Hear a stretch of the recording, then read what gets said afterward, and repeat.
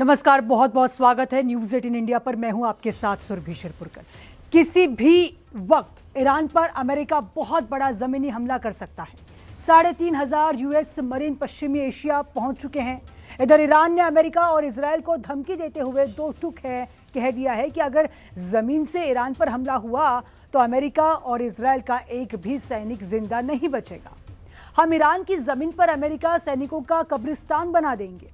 वहीं दूसरी तरफ अमेरिका और इजरायल में ट्रंप और नेतन्याहू के खिलाफ जबरदस्त विरोध प्रदर्शन शुरू हो गए हैं।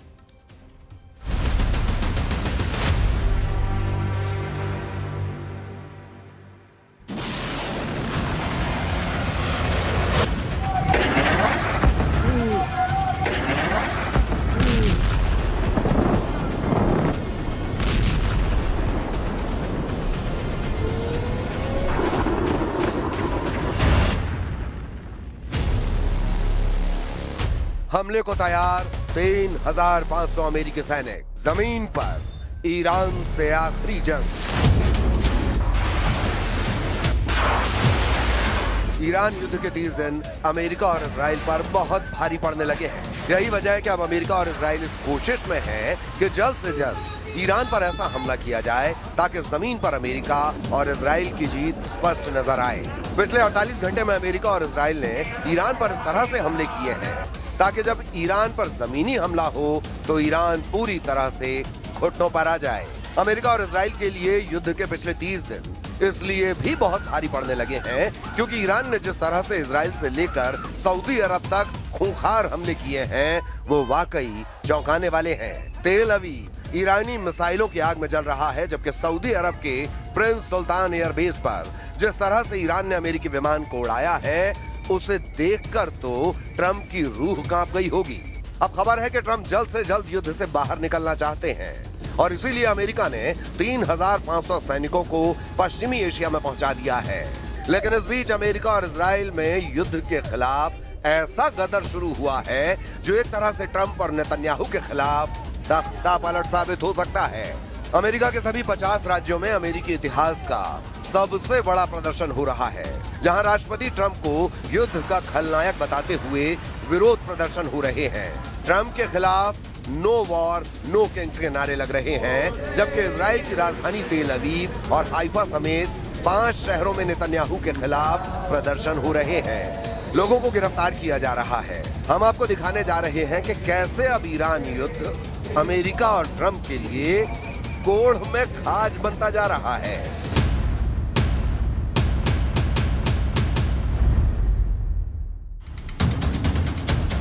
ईरान पर जमीनी हमला, चुन चुन मारेंगे अमेरिकी सैनिक।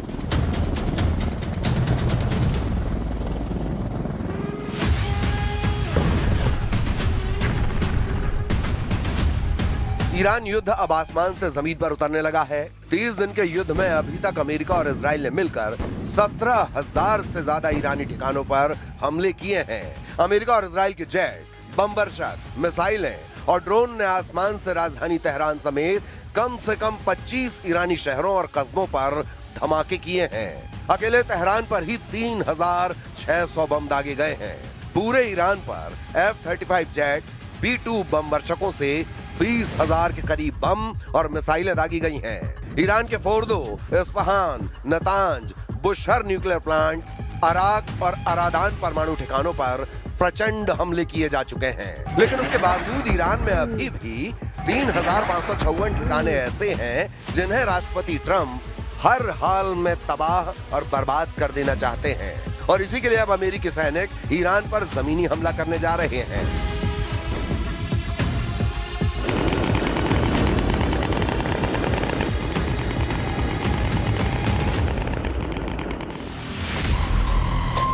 24 घंटे पहले अमेरिका के राष्ट्रपति डोनाल्ड ट्रंप ने अमेरिका के मियामी में ऐलान किया है कि अभी ईरान पर बहुत बड़ा हमला करने वाले हैं। ट्रंप के मुताबिक अभी ईरान में अमेरिका 3,554 ठिकानों पर हमला करने जा रहा है। 82वीं एयरबोर्न डिवीजन के लगभग 1,000 पैराट्रूपर्स को भी इस क्षेत्र में तैनात होने का आदेश दिया है। इन्हें दुश्मन के इलाके में घुसकर महत्वपूर्ण ठिकानों जैसे एयरफील्ड पर कब्जा करने में महारत हासिल है। मध्य पूर्व में 1 महीने तक चली बेनतीजा जंग के बाद अमेरिका अब ईरान में जमीनी सैन्य हमले की योजना बना रहा है। अमेरिकी मीडिया रिपोर्ट के मुताबिक पेंटागन ईरान में जमीनी ऑपरेशन की तैयारी कर रहा है, जो कई हफ्तों तक चल सकता है। ये रिपोर्ट ऐसे समय में आई है जब सेंट्रल कमांड ने बताया कि 3500 मरीन और नौसैनिकों की एक स्पेशल टुकड़ी मध्य पूर्व में पहुंच चुकी है। अब सवाल उठता है, अमेरिकी ग्राउंड ऑपरेशन किस तरह का हो सकता है? हवाई हमलों से ईरान को झुकाने में नाकाम होने के बाद अब अमेरिका जमीनी ऑपरेशन की तैयारी कर रहा है। वॉशिंगटन पोस्ट की रिपोर्ट में अमेरिकी अधिकारियों के हवाले से बताया गया है कि ये एक पूर्ण हमले के बजाय खास ठिकानों पर की जाने वाली रेड होगा। इसमें स्पेशल ऑपरेशन और रेगुलर इन्फेंट्री दोनों शामिल होंगी। अमेरिका की संभावित योजना के बारे में जानकारी रखने वाले लोगों का कहना है कि जमीनी हमले में खर्ग द्वीप पर कब्जा करना, होर्मुज जल डमरू मध्य के पास दूसरे तटीय इलाकों में छापे मारना और उन हथियारों को नष्ट करना शामिल हो सकता है जो व्यापारिक और सैन्य जहाजों को निशाना बना सकते हैं। उन्हें टारगेट किया जाएगा। ترامپ رئیس جمهور آمریکا بارها ایران را به عملیات زمینی و اشغال برخی از جزایر در خلیج فارس تهدید کرده است. شکی نیست رئیس جمهور آمریکا با فشار سازمان تروریستی موساد به دلیل سوابقش در پرونده اپستین بازیچه دست نخست وزیر رژیم صهیونیستی در جنگ و تجاوز به ایران شد. ईरानी संसद के स्पीकर का दावा, अमेरिकी सैनिकों का होगा सफाया।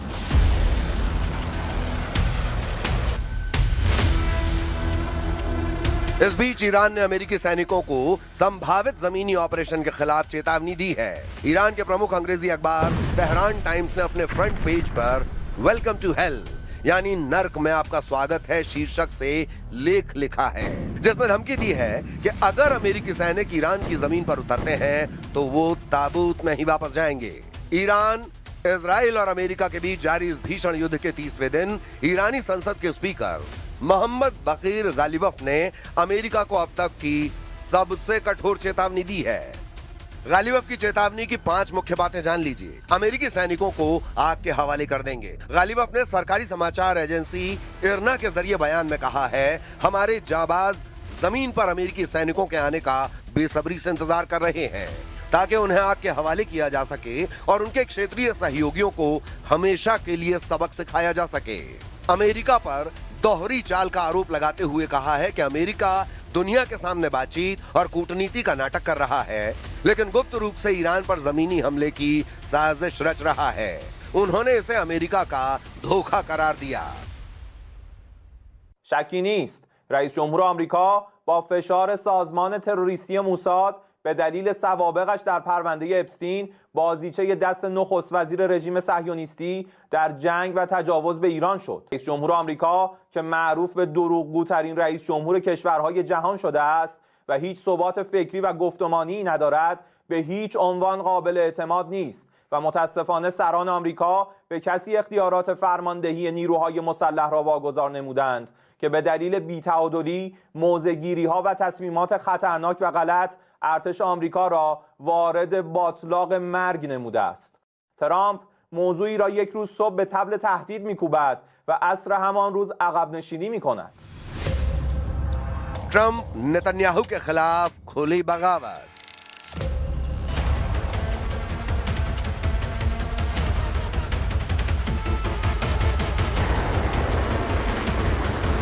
ईरान, इजराइल और अमेरिका के बीच जारी भीषण युद्ध के बीच अमेरिका और इजराइल दोनों ही देशों में बड़े पैमाने पर विरोध प्रदर्शन हो रहे हैं। ये प्रदर्शन युद्ध को तुरंत रोकने और नागरिक मौतों के खिलाफ किए जा रहे हैं।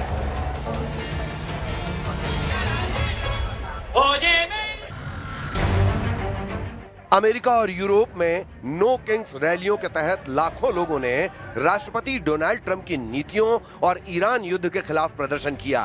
ईरान के साथ युद्ध को लेकर पूरे अमेरिका और यूरोप में अमेरिकी राष्ट्रपति डोनाल्ड ट्रंप का कड़ा विरोध हो रहा है। नो किंग्स रैलियों में लाखों लोग इकट्ठा हुए और ट्रंप के उठाए गए कदमों का विरोध किया। मिनेसोटा इन प्रदर्शनों का मुख्य केंद्र रहा। सेंट पॉल में मिनेसोटा कैपिटल के लॉन और आसपास की सड़कों पर हजारों लोग कंधे से कंधा मिलाकर खड़े थे। कुछ लोगों के हाथों में अमेरिका के उल्टे झंडे थे, जो ऐतिहासिक रूप से संकट का संकेत माना जाता है। अमेरिका में इस समय नो किंग नाम से एक ऐतिहासिक विरोध प्रदर्शन चल रहा है, जो 28 मार्च से शुरू होकर आज पूरे देश में फैल गया है। अमेरिका के सभी 50 राज्यों में लगभग 3,300 से अधिक स्थानों पर रैलियां निकाली गई हैं। आयोजकों का दावा है कि यह अमेरिकी इतिहास का सबसे बड़ा एक दिवसीय राजनीतिक लामबंदी हो सकती है। प्रदर्शनकारी राष्ट्रपति ट्रंप की युद्ध नीतियों, तानाशाही रवैये और अप्रवासन के खिलाफ आईसीई की कार्रवाई का विरोध कर रहे हैं। No kings, no ICE, no war, यानी न कोई राजा, न कोई आइस, न कोई युद्ध, ये नारे ट्रंप के खिलाफ लग रहे हैं। मिनेसोटा में हुए प्रदर्शन में ब्रूस स्प्रिंगस्टीन और बर्नी सैंडर्स जैसी हस्तियां शामिल हुईं, जबकि वॉशिंगटन डीसी में लाखों लोगों ने व्हाइट हाउस के पास मार्च किया। अमेरिकी आयोजकों का अनुमान है कि नो किंग्स रैलियों के पहले 2 दौर में जून में 50 लाख से ज्यादा और अक्टूबर में 70 लाख लोग शामिल हुए। इस हफ्ते उन्होंने पत्रकारों को बताया कि इस बार उन्हें 90 लाख लोगों के शामिल होने की उम्मीद है।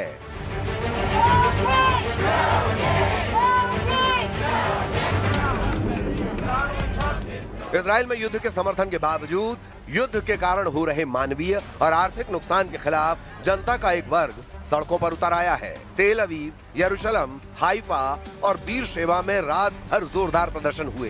तेल अवीव और हाइफा में प्रदर्शनकारियों और सुरक्षा बलों के बीच तीखी झड़पें हुई। पुलिस ने अब तक 21 से अधिक प्रदर्शनकारियों को गिरफ्तार किया है। इजराइल में होम फ्रंट कमांड ने सुरक्षा कारणों से 50 से अधिक लोगों के इकट्ठा होने पर प्रतिबंध लगा रखा है, लेकिन प्रदर्शनकारियों ने नियमों को तोड़कर रैलियां निकाली हैं। प्रदर्शनकारी सरकार से युद्ध विराम और ईरान के साथ शांति वार्ता की मांग कर रहे हैं। उनका कहना है कि ये युद्ध इजराइल की सुरक्षा से ज्यादा राजनीतिक हितों के लिए लड़ा जा रहा है। लंदन, पेरिस और बर्लिन में भी नो किंग आंदोलन के समर्थन में और ईरान युद्ध के विरोध में रैलियां देखी गई हैं।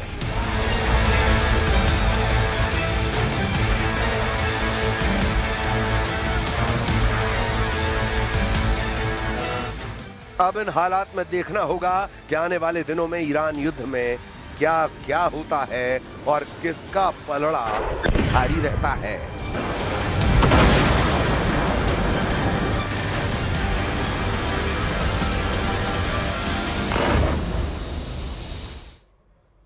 तो अमेरिका ने ईरान के अंदर ग्राउंड ऑपरेशन शुरू करने के सिग्नल दिए हैं। तो जवाब में मुश्तबा खामेनी के जनरलों ने अमेरिका के अंदर भयानक हमलों की तैयारी कर ली है। न्यूयॉर्क पोस्ट की रिपोर्ट के मुताबिक ईरान के 1000 स्लीपर एजेंट कनाडा रूट से अमेरिका में घुसपैठ के लिए तैयार हैं। वहीं ट्रंप से जमीनी लड़ाई शुरू होने से पहले ईरान ने पाताल लोक वाले वॉर सेंटर एक्टिव कर दिए हैं। देखिए,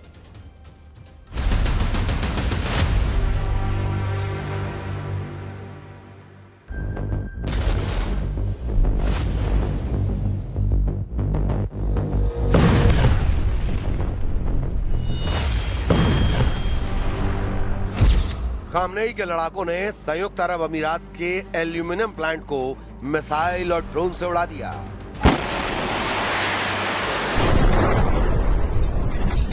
सुलकद्र की रॉकेट फोर्स ने इजराइल के हाइफा को ड्रोन धमाकों से दहला दिया। ईरान ने विक्ट्री, अरबजान और अल खार्ज में ट्रंप के एयर और ड्रोन अड्डों को फोड़ डाला।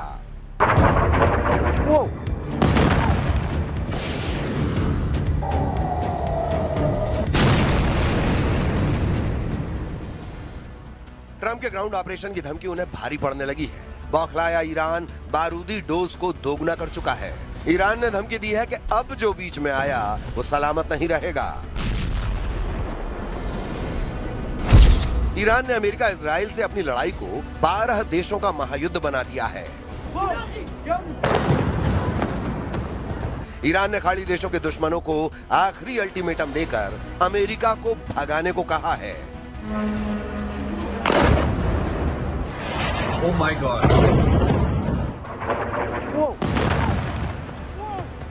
ईरान ने ऐलान कर दिया है कि अगर अमेरिका खाड़ी से नहीं भागा तो 7 अमीरात खाक कर डालेगा। ईरान ने धमकी दी है कि खाड़ी के बादशाहों, राजकुमारों और अमीरों को अब कोई नहीं बचा पाएगा।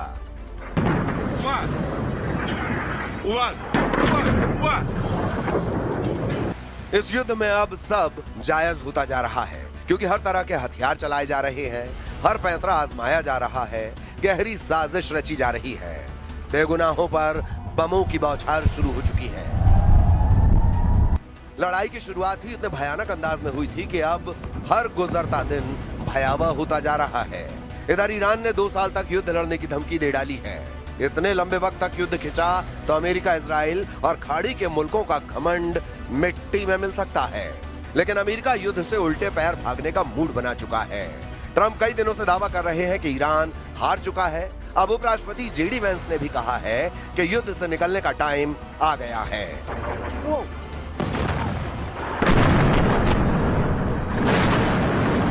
The president's going to keep at it for a little while longer to ensure that once we leave, we don't have to do this again for a very, very long time.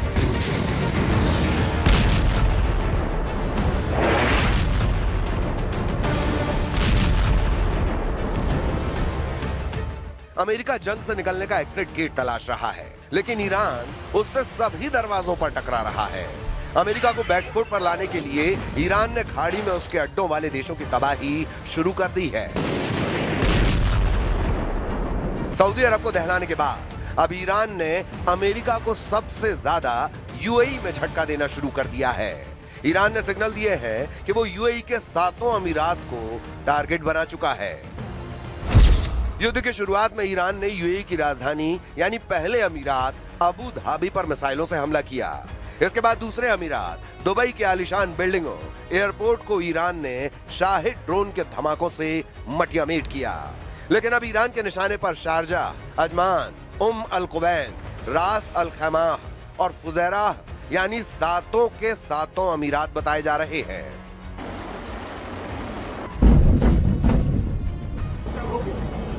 Iran को शक है कि उस पर जमीनी हमले की शुरुआत यूएई कर सकता है। ईरान के जनरल यूएई की ओर से जमीनी हमले किए जाने की खुफिया जानकारी मिलने के बाद से भड़के हुए हैं। इसके अलावा ईरान यूएई से अब्राहम अकॉर्ड की वजह से भी दुश्मनी मानता है। साल 2020 के अब्राहम समझौते के बाद से यूएई की इजराइल से करीबी बढ़ी है, जिससे ईरान संयुक्त अरब अमीरात से खार खाए बैठा हुआ है।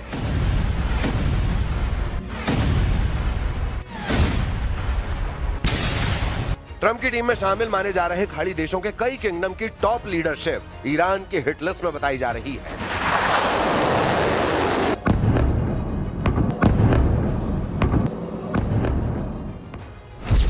इसमें सबसे ऊपर सऊदी अरब के क्राउन प्रिंस मोहम्मद बिन सलमान हैं, क्योंकि सलमान पर ही ट्रंप को युद्ध के लिए भड़काने के आरोप लगे हैं। दूसरे नंबर पर संयुक्त अरब अमीरात के अमीर शेख मोहम्मद बिन जायद अल नाहयान हैं। ईरान के निशाने पर ओमान के सुल्तान हैथम बिन तारिक अल सईद भी माने जा रहे हैं।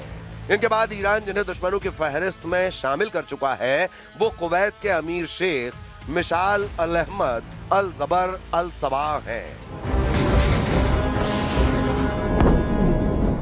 ईरान की मिसाइलें और ड्रोन्स ने पूरे अरब वर्ल्ड को वॉर जोन बना डाला है। सुपर पावर की सुप्रीमेसी को चैलेंज देकर ईरान ने खाड़ी देशों को खदेड़ कर मारा है। ग्राउंड ऑपरेशन की ताक में बैठा ईरान 2 साल तक युद्ध को ले जाने का बंदोबस्त कर चुका है। मीडिया रिपोर्ट्स के मुताबिक ईरान ने कुल मिसाइल भंडार का सिर्फ 1/3 अब तक इस्तेमाल किया है। ईरान के मिसाइल सिटी और अंडरग्राउंड नेटवर्क के युद्ध में इस्तेमाल की अब तक जरूरत नहीं महसूस हुई है, लेकिन जिस दिन ये सीक्रेट हथियार फटने लगेंगे तो सुपर पावर सन्न रह जाएगा। ईरान ने पाताल लोक में बनी अपनी मिसाइल सिटी का ट्रेलर रिलीज कर खलबली मचा दी है।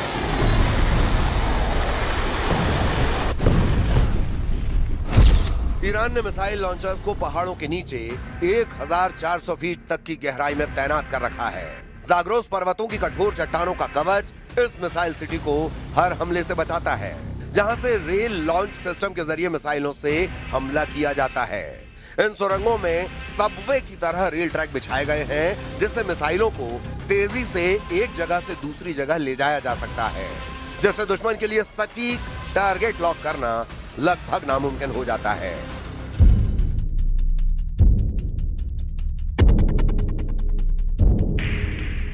ईरान ने युद्ध के बीच मिसाइल सिस्टम को अलग अलग गुप्त ठिकानों पर फैला दिया है। यही वजह है कि अमेरिका और इजराइल को उन ठिकानों का पता लगाने में बड़ी मुश्किल आ रही है।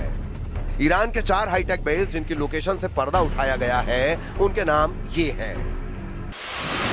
यज़्द अंडरग्राउंड कॉम्प्लेक्स, जो लगभग 500 मीटर गहराई में बना हाईटेक बेस है। यहां से हाइपरसोनिक मिसाइल लॉन्च होती है। ये AI कनेक्टेड सिस्टम से लैस है। केश्म आइलैंड बेस, फारस की खाड़ी में मौजूद केश्म द्वीप नौसैनिक मिसाइलों और ड्रोन ऑपरेशन का एपिसेंटर बन चुका है, जिससे होर्मुज स्ट्रेट पर नजर रखी जा रही है। कोनेश कैनियन साइट, करमानशाह क्षेत्र में सुरंगों का जाल, जहां कयाम 1 और फतह जैसी मिसाइलें तैनात हैं। यहां से इजराइल और खाड़ी देशों पर कम समय में हमला किया जा रहा है। इमाम Javed base, mobile launcher system के लिए डेवलप किए गए इस बेस से मिसाइलों को ट्रक से सुरंगों तक और वॉर जोन तक ले जाया जा रहा है। ईरान के पास हथियारों की कोई कमी नहीं। ईरान के पास कई वॉर प्लान रेडी हैं। सबसे खौफनाक प्लान तो अमेरिका में घुसकर ट्रंप से बदला लेने का है। न्यूयॉर्क पोस्ट की रिपोर्ट के मुताबिक अमेरिका के पड़ोसी देश कनाडा में IRGC के करीब 1000 स्लीपर एजेंट मौजूद हैं। अमेरिकी खुफिया एजेंटों को इन स्लीपर एजेंट्स के बड़े हमलों का इनपुट मिला है। ईरान के एजेंट इमिग्रेशन और असाइलम सिस्टम के जरिए कनाडा पहुंचे हैं। कैनेडियन बॉर्डर सर्विस एजेंसी ने कनाडा में रह रहे 32 हाई रैंकिंग ईरानियन ऑफिशियल्स की पहचान भी कर ली है। अमेरिकी एजेंसी के मुताबिक इन एजेंट्स के एनक्रिप्टेड मैसेज में ऑपरेशनल ट्रिगर का सिग्नल मिला है। ईरान वजूद की जंग लड़ रहा है। जितने जोर हैं वो सब आजमाएगा, लेकिन युद्ध में ईरान अब तक अकेला है। ये पहलू बहुत भारी पड़ सकता है। जिस तरह इजराइल का पूरा फोकस ईरान के एटमी पावर को खत्म करने पर है, उससे ये साफ हो चुका है कि इजराइल अभी पूरी ताकत नहीं आजमा रहा है। इजराइल के आर्मी चीफ ने जानकारी दी है कि वो सभी फ्रंट पर ईरान को कमजोर करने में लगे हैं। जैसे ही ये मिशन पूरा होगा, उसके बाद जूनियर खामनेई का तख्ता पलट ऑपरेशन शुरू हो जाएगा। לגבי החות'ים, כפי שאמרתי קודם, הצטרפו למערכה. אנחנו נערכנו למלחמה רב חזיתית, גם עם החות'ים. אנחנו נדע להגן על אזרחי ישראל, וכפי שאמרתי קודם, אנחנו עושים, לא מדברים. इजराइल जानता है कि ईरान और उसके समर्थक लड़ाका फोर्स कभी सरेंडर के लिए तैयार नहीं होगी। ट्रंप को भी यकीन होने लगा है कि युद्ध को खत्म कर होने वाले नुकसान से बचा जाए। इसी वजह से उन्होंने अपने एजेंटों को बैक चैनल से बातचीत का प्लॉट तैयार करने का ऑर्डर दे दिया है। पाकिस्तान के इस्लामाबाद में सऊदी अरब, तुर्की और मिस्र के विदेश मंत्रियों की बैठक ट्रंप के मिशन को पॉसिबल बनाने के लिए की गई है। लेकिन ईरान इन देशों को भाव देने को तैयार नहीं है। ईरान को अपनी तैयारी पर कॉन्फिडेंस है। उसकी मिसाइलों का गोदाम जब तक भरा है, वो युद्ध से पीछे नहीं हटने वाला।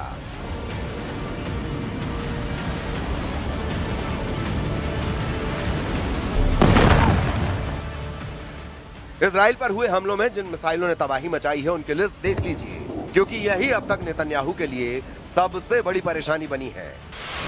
इनमें सबसे खतरनाक फताह 1 और खैबर शिखर मिसाइल शामिल हैं। इसमें कद्र और इमाद मिसाइल भी शामिल हैं। फताह हाइपरसोनिक मिसाइल की रेंज 1400 किलोमीटर है। खैबर शिकन मिसाइल की रेंज 1450 किलोमीटर है। कद्र मिसाइल की रेंज 2000 किलोमीटर तक है और इमाद की रेंज 1700 किलोमीटर है। ये सभी मिसाइल इजराइल के खिलाफ ऑपरेशन में दागी जा रही हैं। तेल अवीव से लेकर हाइफा और अशदोद से लेकर बीर शीबा और शेफाल जैसे छोटे शहरों पर भी इन्हीं मिसाइलों से हमले हुए हैं। इसीलिए ईरान के कमांडर जो वार्निंग दे रहे हैं, उसे इजराइल बिल्कुल भी हल्के में नहीं ले सकता। ईरान के मिसाइल गोदाम लगातार एक्टिव हैं। उसके लॉन्च पैड लगातार रीलोड किए जा रहे हैं। इनमें सबसे ज्यादा खतरनाक है ईरान की फताह मिसाइल।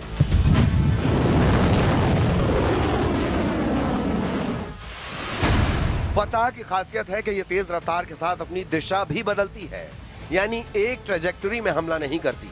यह पृथ्वी के वायुमंडल के अंदर और बाहर सभी दिशाओं से गुजर सकती है और जब टारगेट पर हमला करती है तो इसकी रफ्तार इतनी ज्यादा होती है कि दुश्मन का इसे देखना भी मुश्किल है। यह बात नेतन्याहू बहुत अच्छे तरह से जानते हैं। ऐसे में इजराइल में अगला कहां धमाका होगा, कौन सी मिसाइल कहां गिरेगी, इसे लेकर इजराइल के मिसाइल ट्रैकिंग रडार सिस्टम काफी प्रेशर में है। इन सब में खास है अमेरिका का थर्ड मिसाइल डिफेंस सिस्टम, जो पूरे इजराइल को बचाने के लिए तैनात किया गया है। थाड 200 किलोमीटर की दूरी तक दुश्मन की किसी भी मिसाइल को मार सकता है। ये 150 किलोमीटर की ऊंचाई तक किसी भी मिसाइल को इंटरसेप्ट कर सकता है। अमेरिका के पास थाड की 7 बैटरियां हैं। एक बैटरी में 6 ट्रक माउंटेड लॉन्चर होते हैं। दुश्मन की मिसाइल को रोकने के लिए थाड सिस्टम के एक लॉन्चर से एक बार में 8 मिसाइल दागी जा सकती है। यानी पूरी बैटरी में कुल 48 इंटरसेप्टर मिसाइल होती हैं। इसे ऑपरेट करने के लिए 95 सैनिकों की जरूरत होती है।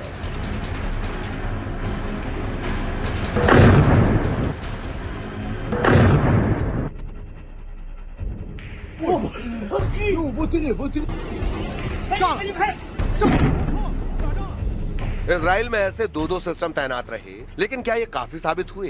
बिल्कुल नहीं। हाइफा और तेल अवीव में गिरती हुई मिसाइलों ने बताया है कि ईरान एक बार में सैकड़ों मिसाइल फायर करने की ताकत रखता है और उनको रोकना ना इजराइल के बस की बात है, ना ही अमेरिका इसमें 100% कामयाब रहा है। अगले 24 घंटे इजराइल के लिए बहुत खतरनाक होने वाले हैं। अगर नेतन्याहू ईरान के लॉन्च पैड वाले अड्डों को तबाह करने में नाकाम रहे तो समझ लीजिए इजराइल और अमेरिका को लगातार बड़े बड़े झटके मिलते रहेंगे। ईरान से युद्ध को लेकर अमेरिका और इजराइल को ऐसे ही सिग्नल लगातार मिल रहे हैं।